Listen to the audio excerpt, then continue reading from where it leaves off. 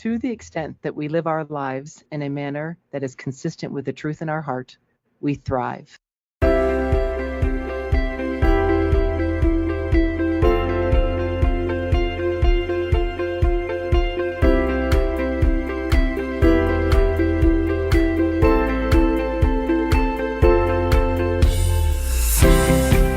Welcome to the Meyer Clinics podcast, and you just heard a quote from one of your hosts, Dr. Lisa Day. Join our licensed clinical professionals from various backgrounds as they discuss fascinating mental health topics with a wide range of guests. Meyer Clinics is a Christian counseling organization with multiple clinics nationwide dedicated to treating the whole person, emotionally, physically, and spiritually. Welcome to our listening family. We thank you for joining us.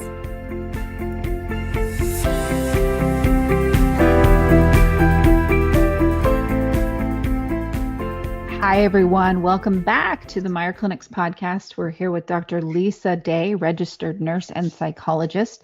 Hello, Lisa. Hi, Kristin. I'm happy to be here. And of course, I'm Kristin Walker. We're going to talk about differentiating empaths from highly sensitive people. And it's funny, Dr. Day, that you said that I would know more about this than you, because I read that. And yes, I've done many shows about this on other shows on Mental Health News Radio Network. But I was like, I want to hear what Dr. Day's take on that is. Yeah. Well, and it's interesting, too, because when I was driving in this morning, I was thinking that, in the mental health world, we think about, personality disorders, character disorders, mood disorders. We're looking at a diagnostic approach. And, when I read of the empath, it's an absolutely solid, defined character trait that is definitely has room for growth to limit the negative impact. So while empath is not a psychological diagnostic term, it certainly is a personality trait. And the other thing that I think is interesting is that sometimes when people are not familiar with that word empath, which we're using more and more, they think that it's, some paranormal psychic. And while it's phenomenal intuition, I think people shy away from it rather than understanding that it really is a conglomerate of personality character traits that, if not aware of, can really develop into some mood disorders and to some psychopathology. Yeah. Yes, there are a lot of empaths out there that don't know that they're empaths, or they do know and they don't know how to set boundaries, and they're often surrounded by narcissists because narcissists love empaths and they end up in I always say the treatment center halls are filled with empaths, because you end up with addiction and all kinds of things. You can, of course, you don't have to, but they're one of those things where if you don't learn what you are and how to manage it, you definitely can have some not great things go on. Well, absolutely. And I remember back in the day when I was in nursing school and then, was newly a nurse, I was taken back by the frequent occurrence of registered nurses and people in the health profession really to be paired up in romantic relationships with very injured people. So they would be married to very severe alcoholics or very severe drug addicts, domestic violence, a lot of that. And I thought, what is this? The caregivers are, caring for or matching up in that regard. And when we think about the empath being so very prevalent in the helping profession, one of my other passions for wanting to address this topic is that many folks who go into mental health, who go into becoming therapists, counselors, and psychologists have a natural tendency toward being an empath. Yeah. And if they're not aware of that, they'll burn right out. They won't be able to use their skills. Yeah. So there's a lot of interesting character qualities that we want to address, and definitely a need to differentiate it from the other levels of empathy on the spectrum. Yeah, and I would say, and this is in all honesty, if I was just, and I don't put just on there, I put that in quotes because I don't mean that an empath is more important or more whatever than a highly sensitive person. So please know that I don't mean that by using the word just. If I was just a highly sensitive person, I probably would have made a really great therapist, a great mental health therapist. Being an empath, which is what I am, I'm not a good therapist. I never would go into that profession. I respect it so highly. Obviously, look at what I do for a living, but I would not make a good a therapist because of how being an empath affects me. Not to say that, other empaths don't make great therapists, because they do. Well, and I think that you point out something that we're going to look at here today is that, looking on the spectrum of empathy, if you think about a bell-shaped curve, and I'm always going to talk with my hands and yet you can't see me, but if we look at a bell-shaped curve, on the far left, if you will, we could say the far right, but on the far left, we have the empaths, and the empaths are the highly sensitive individuals to other people's emotions, to their feelings, to their physical well-being. And it's an unusual level. I mean, an empath can walk into a room and just feel that something's off.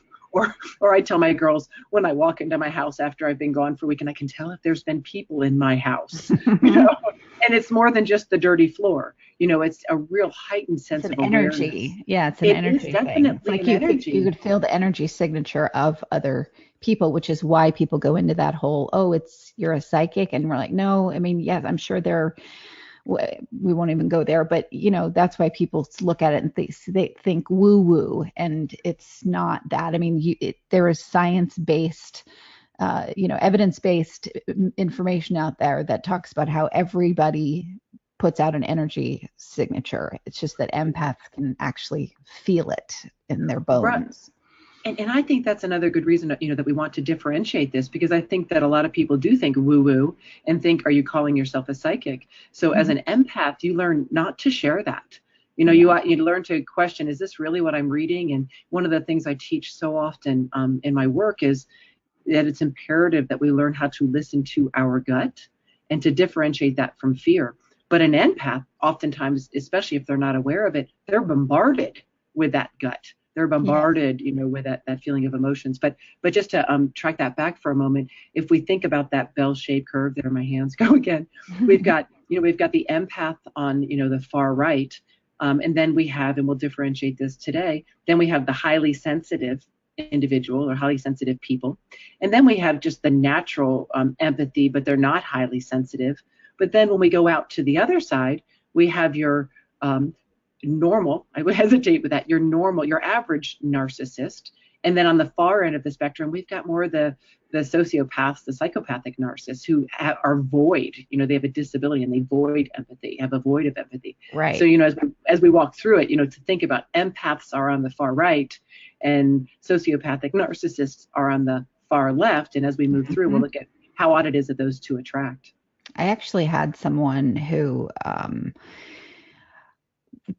goes on a rant about how awful empaths are. And this is someone that talks about narcissism a lot, and that it's just codependency, and that it's just, it's just absolutely hated it that we do a show called Empowered Empaths. And you're just spreading more of this ridiculousness about empaths. And I thought, I think maybe you don't understand it because you clearly aren't one. Absolutely. And I think that, people are, they're afraid of it being the woo-woo. They're afraid of, you can't naturally have that talent. I mean, I recall a situation many moons ago when I was in grad school, when I was down in Los Angeles. And granted, I'm a psychologist, so I'm going to have a natural awareness of individuals' behavior. But this is back in the day where there was the Family Feud. I remember going home and seeing the Family Feud. But I stopped into 7-Eleven to grab, I don't know what it was, some milk or something on the way home. And I walked into the store and I thought, ooh, something's really wrong here. Something's really wrong. And I pretended as though I didn't have my wallet because I couldn't make what was wrong, and I left. And I left and I went home and I thought, that's weird, but I wasn't going to disregard the weirdness of it, and went home and the Family Feud is on. And as I'm watching the Family Feud, a news report comes out that there was a shooting in the 7-Eleven at the end of my street. And so that, as I say that, Kristin, I have goosebumps because that and if we don't understand what an empath is, we're quick to disregard that and go, oh, that was weird. That was just coincidence. Yes. But if we can learn how to honor that, it can be used in such helpful, wonderful ways. Oh, absolutely. And I've had many, many things like that happen. Same thing. I just called in sick, and I'm a workaholic, but I was a teenager and I called in sick to work at the video store. When we used to go to video stores to rent videos. Videos back in the olden days. Videos that you had to stick in the rewind machine in order to, yeah, we're talking Blockbuster style. So I worked at a video store, and I just didn't, I did not, it was going to be at their other store, and I just was like, I'm not going in, which is so not me. Like, I always show up for work, right? And then the next day I found out that the two people that were there were held at gunpoint, and all kinds of horrible stuff happened. And I was like, whoa. Yeah, it's just bizarre. Yeah. But I did not learn about that I was an empath until my 40s, which is common for women especially. And but why? Let's talk about the difference then. How you tell the difference between empath and highly sensitive. So I think that when we're looking at empaths, I think it's important that we run through what an empath looks like, in addition to being highly sensitive to the emotions of others, and certainly to look at some of the challenges. And one of the challenges is that empaths, when they do feel other people's emotions, they can be heavily burdened by them and beyond what we would expect, with a normal individual. So if someone has a disappointing travel arrangement or loses a pet, or has, a job failure, and an empath is going to feel it at a level that they're going to be burdened, they're going to be tormented by those emotions, often for days after, the interaction with the individual. And so it's not always easy to be an empath. And some people see that as a weakness. Well, that's where they call them codependent, right? That, oh, you just need to learn how to not care or not be so sensitive. Mm-hmm. Which is something empaths is going to, often hear. The other thing that we see with empaths is that often they get overwhelmed by social situations. Yeah. So if it's, a large venue of music, or a fair, a food fair, or a music fair, that they're easily overwhelmed. And Kristin, I think you could probably share that greater than I, but it's almost a bombardment of too many moving parts, but feeling wise as much as visual wise. I'd say the more that I learned that what I am, the more I opened up and, opened up those pieces of myself that I had closed off because it wasn't safe to be an empath, I guess. The more sensitive I actually became, to where I absolutely would never, ever live in a city. I actually had a choice to live out in the country, or live in this awesome flat in downtown, where I am, and it just is in this funky neighborhood, and it was awesome. But when I went to look at it, while it was beautiful and it would have been incredible, I just felt that of all the traffic, all the cars, and I started to picture, like, this is going to be really stressful for me. And I immediately ran the opposite direction, and I live, way out in the country. So to avoid the buzz of the city is how I call it. I did. I mean, I've lived above a Greek restaurant. I've lived in, it was one of the things we've done is we moved around a lot. And that was also part of me being an empath and just not being able to cope. I just didn't know it. But so I've lived in lots of cool places, but now that I know it, I choose, that is going to be overload for me. So it's a way of practicing self-care, which empaths must do. Must do, yeah. Well, another thing, that I observe with empaths, and I've certainly experienced this in my own, is that, you can meet someone and have an automatic sense of, I can click with this person, or I understand this person. Or conversely, which is often more difficult, is something's wrong here. Mm-hmm. They're saying all the right things and they look to be playing the right part, but I don't trust it. And, I recall an incident back when I lived in Seattle where I had we have large spiders there. And so we had a bug person come out, and I got his name, probably on the internet or something. And he came and he presented as a wonderful Christian individual. And he was going to give me a package deal. I think it was $500 to secure that there would be no spiders in our home. And my gut was saying, something's wrong here. Something just doesn't seem right. And I thought, well, he claims to be a Christian. He's reporting that he goes to a church that I'm familiar with. We're talking about my clinics and my work there. but I didn't feel right. And then he said, but I need the $500 up front, and then we'll be Mm. taken care of. Well, you know where the story's going. He treated us that one day and then fell off the Never saw him radar. again. Yeah. Yeah. And so I think that, as empaths, you can hear or listen to your gut, but you disregard it because you don't want to be unkind or Yes. rude, or you question it. Yeah.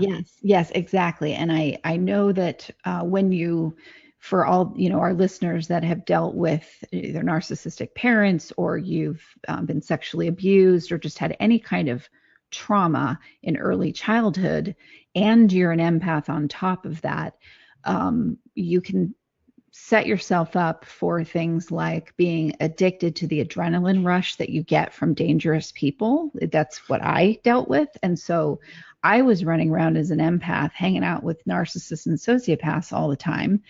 And my gut would be screaming at me. And only when it was like life or death, literally my physical life or death, did I listen.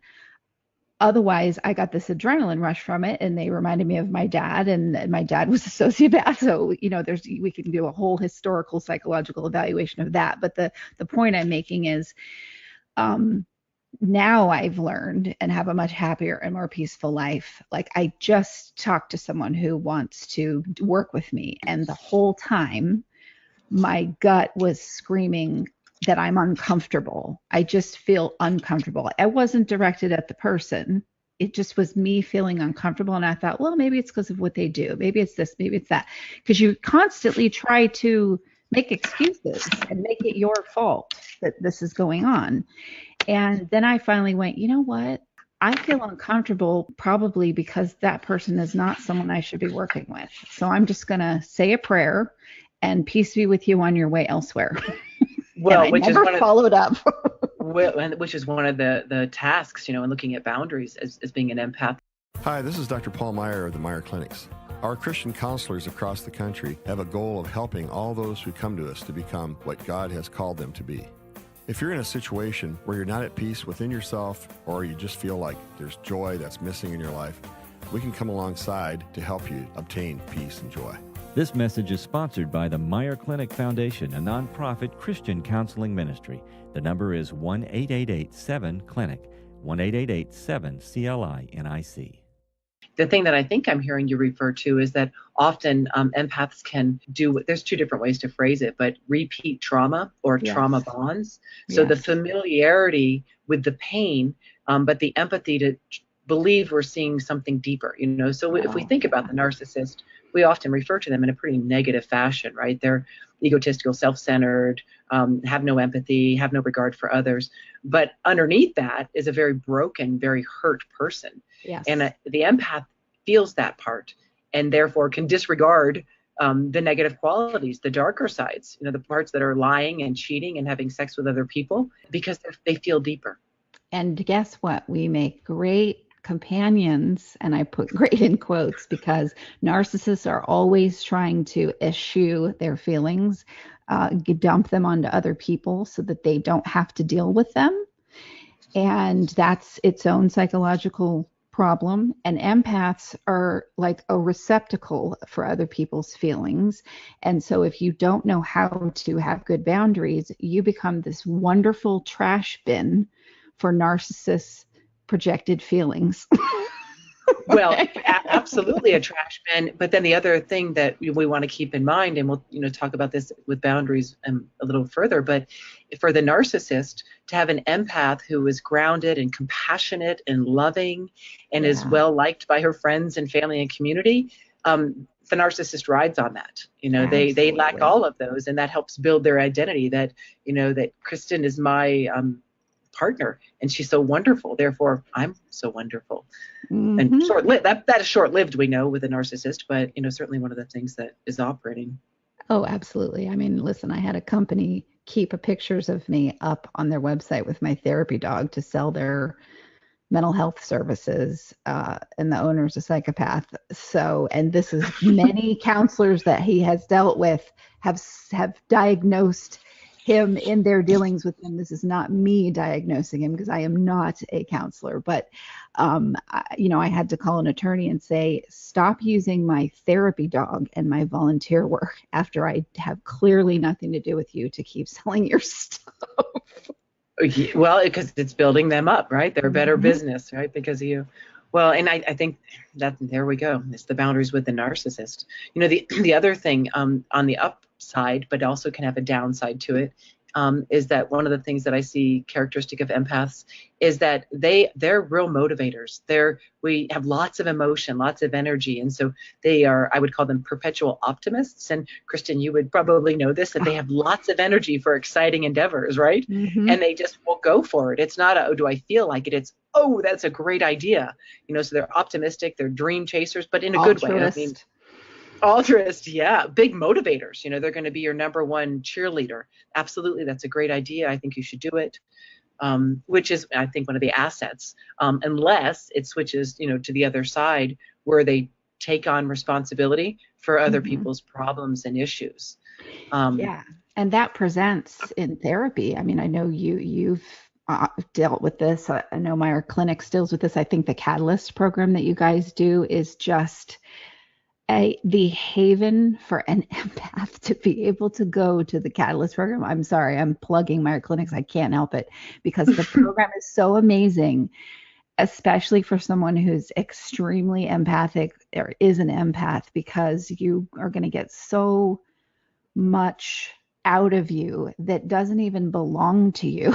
And then you could really work on your core stuff. Well, absolutely. And that's the burden component of it, right? Mm-hmm. And empath problem isn't problem. Problem is an avenue to pursue resolution, even if it's for the sake of resolving it, right? So your neighbor may have an unidentified skin rash and they go, no one can figure out what it is. And you find yourself at 10 o'clock Googling and researching and looking for the differences because you want to help. They're your natural helpers, and you empathize that, oh my goodness, to have half of your face with a rash is horrible. And I'm going to do everything I can do to see if I can't find results. You might even start itching later, like on your face. I mean, I'm not kidding. I know. Well, I know. Well, and many, Kristin, you might be able to speak to this as well. And, I was talking earlier about listening to your gut. But one of the things that's often reported to me by highly sensitive, more specifically empaths, is they feel sick to their stomach, after interactions with other people. Literally, they feel nauseous because they're not only feeling their emotions and pain, but they're feeling the emotions and pain of perhaps the person they're having conflict with, and it immobilizes. So yeah, I would get a rash on your face as well. Exactly. So when we look at differentiating the two, so what would we say would be a highly sensitive person's view or way of navigating the world as opposed to an empath? Oh, that's a really good question. So if we come back to that bell-shaped curve and we think of empaths at one end, followed by highly sensitive, followed by the natural empath, followed by the narcissist, followed by the sociopathic narcissist. When we look at an empath, it's how do I say this? It's a natural ability and it's a natural increased awareness in all that you do. It's not particularly selective of the environment. And there's overlap. So I think that many people would say, Kristin, that if you're an empath, you are also a highly sensitive person. Yes. But I don't know that you would go the other direction.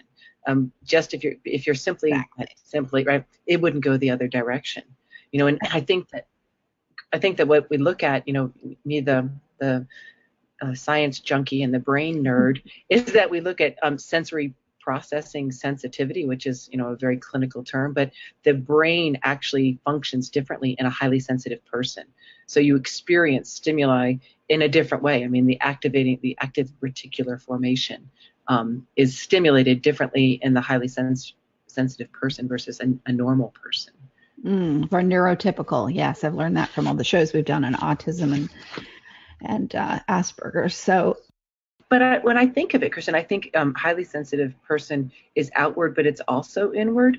Meaning, if we look at qualities or characteristics, they're very sensitive, and they can be more sensitive to things like pain.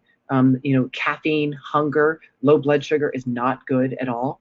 Light, loud noises, So their sensory processing, meaning if you go into the room of a sleeping person who's highly sensitive and you turn the lights on, it really is offensive. It really shocks them. It's not, oh, turn the light out, I'm still sleeping.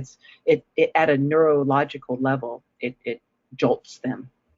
You know what's interesting to me is you say this, like every empath is a highly sensitive person. I would totally agree with that, but not every highly sensitive person is an empath. You know what they also say about narcissism? Not every narcissist is a psychopath or a sociopath, but every sociopath and psychopath is a narcissist. Beautifully stated. Agreed. Absolutely. Absolutely. Well, and with that overlap, with highly sensitive people, they tend to be, I think, and you would have to help me with this, but I think that empaths are more in awe of what they experience, where highly sensitive people tend to feel more specific frustration and irritation. I mean, they tend to be really hard on themselves and to beat themselves up. And they tend to come from a place of low self-esteem. Yeah, I think that ability to, like, if I have friends that are highly sensitive people, but they're not super intuitive people. They are extremely sensitive to things and feelings and emotions and so on, and light and all that kind of stuff, but they aren't necessarily really intuitive. Where an empath, you live in your intuitiveness. It's I guess if that's a way of explaining the difference between the two. It doesn't mean that a highly sensitive person can't be really intuitive. It's just that they have the ability to not necessarily be. And I don't think that empaths have the ability to not be, unless you're drowning it out with alcohol, substance abuse, toxic behavior, whatever. Then you can really happens, drown right? it out. Yes, absolutely. Yeah, I know a number of empaths that, actually just two, when they're in a role, and both of these individuals are counselors, and when they're working and they've learned how to set boundaries and to be able to use that to an advantage in their work, but they're not able to function outside the therapeutic environment. And so if they have a social function to go to, it's accompanied by alcohol because it helps numb out being overwhelmed. So we do see that a lot. Yeah, that's absolutely, yeah.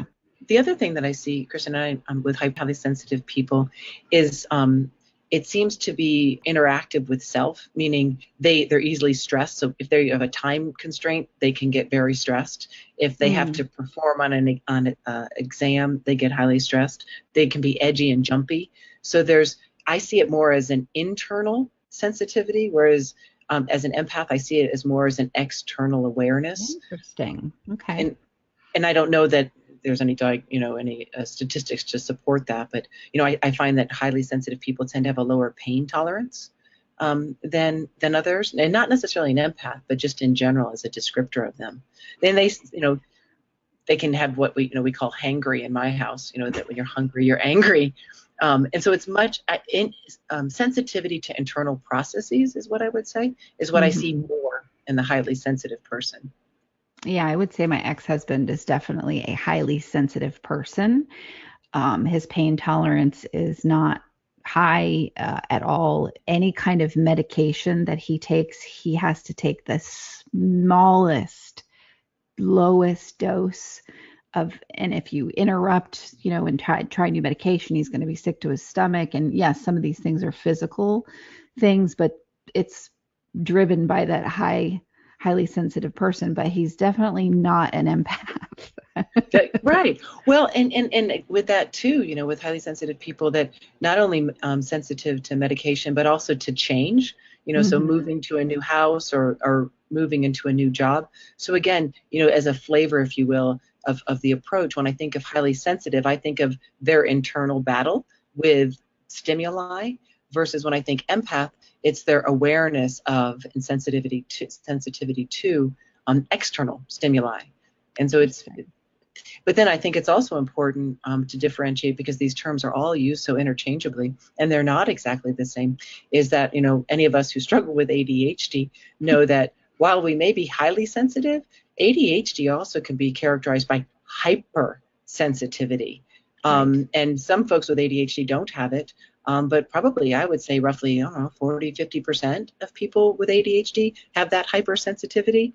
And that's not that's different from highly sensitive. And, when people ask me about that in therapy, and it's not this simple, but I say with highly sensitive people, it tends to be more a neurological functioning, or, a difference in the brain sensitivity.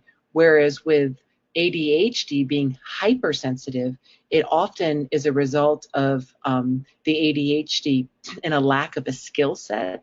That combined with, when you grow up ADHD, there's, multiple opportunities to get negative feedback from other people. So you become a hypervigilant, right, to Yes. How others are going to see you. But it presents differently again, from the highly sensitive people.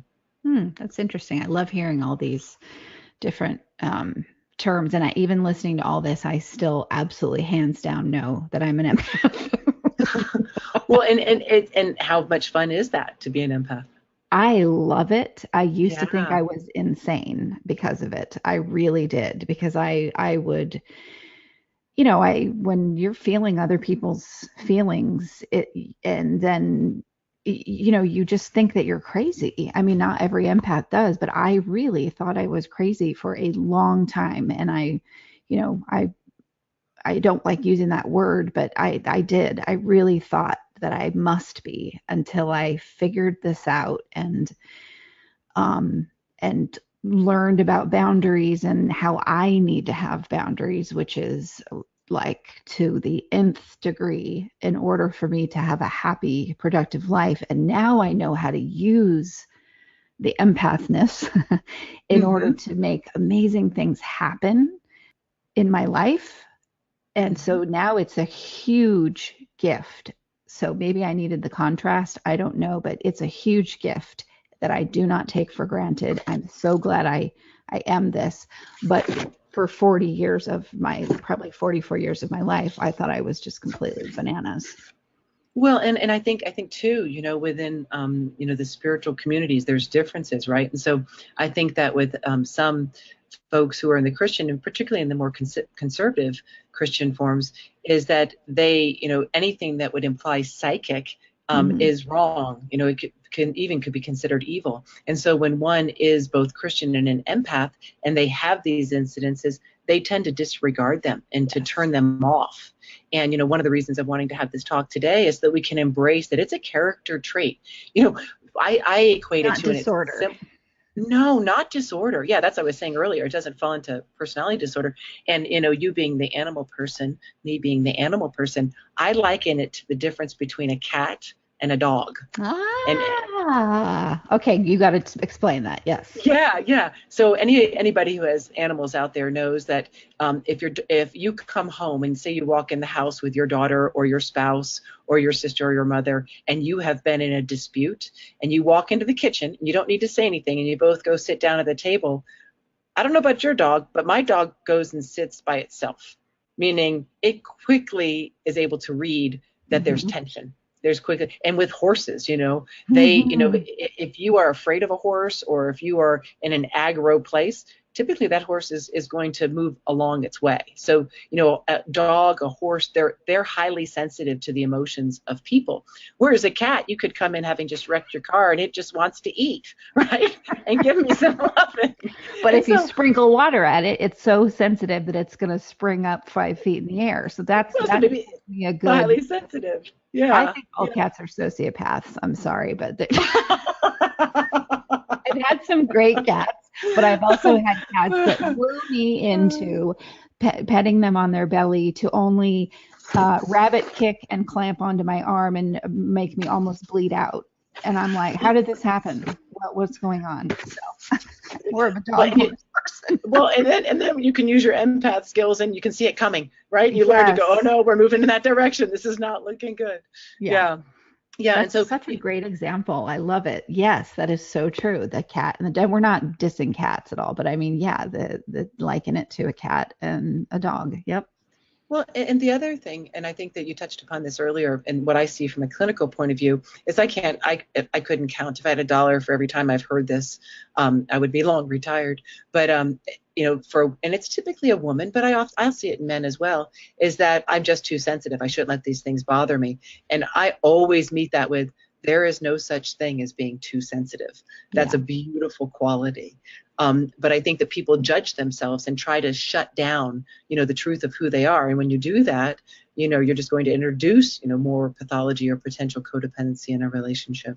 Absolutely. Yes, absolutely. Well, I love that. This really explained for me the difference between those two. And I have done hundreds of shows on this subject. So thank you, Lisa. Yeah. And so I think that as we navigate in life, we want to look at who we are and how we operate. That's how I look at it in a clinical place. I mean, that's really what I'm going to assess when a new client comes in is what's going on and what is your operating system like? And we don't all fall within a pathological, a diagnostic, code.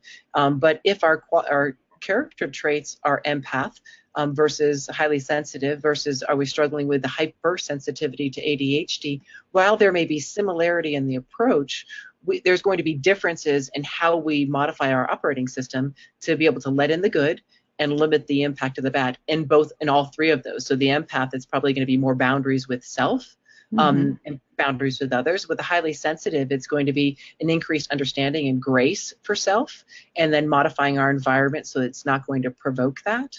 And then with an ADHD, with hypersensitivity, it's really going to be a lot of focus on skill set. I teach stop, look, and listen, which means give yourself a space and time from what your reaction is so you can think differently. So, there's different approaches, with the different awareness of where you are on that spectrum, it is going to influence your approach to modifying your operating system so you can live with these challenges in a way that's less likely to have a negative influence on how you operate. And not that I'm trying to make myself special in any way, but then you have someone like me who's all three of those things. Well, we call that, is that another version of the full meal deal? Where it's like, oh man, but anyway, yeah. So this is fantastic. I love this. So thank you for wanting to do this topic and for finally helping me get it. I'm more than happy to, Kristin. It's a journey.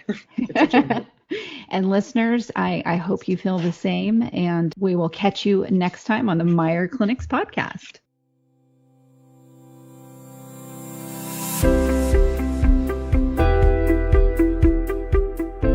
We hope you enjoyed this podcast. Tune in next time for another engaging discussion on relevant mental health topics. If you have any questions about Meyer Clinics, please visit our website at meyerclinics.com.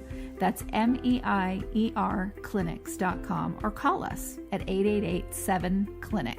Don't forget to leave us a review on iTunes, Stitcher, or any of your favorite podcast apps.